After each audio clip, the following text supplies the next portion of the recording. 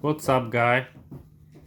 And today we are looking at Toshiba A200 processor upgrade. Shush. Processor upgrade. Shush. So currently this one benchmark on this CPU, Intel Pentium T3400, 65 nanometers.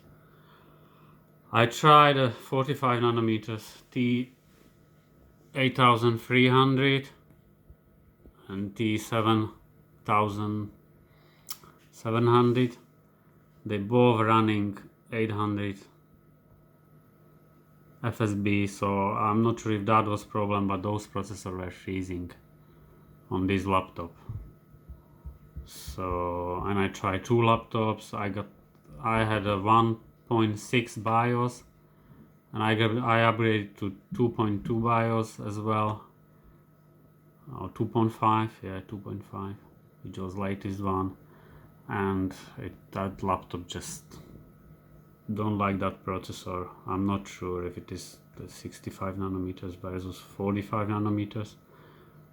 It can be probably, or it can be chipset. So if you're gonna update this laptop, I believe this processor will work because it's 65 nanometers and it's probably one of the fastest you can use in here.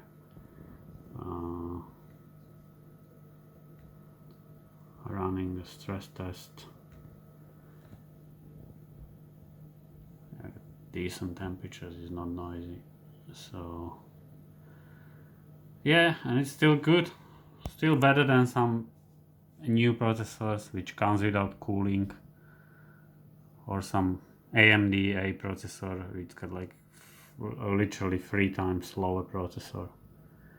You're getting here like 120 and this one's getting almost 350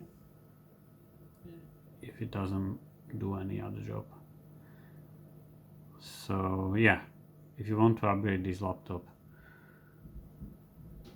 don't waste your time with 45 nanometers processors. Thanks for watching.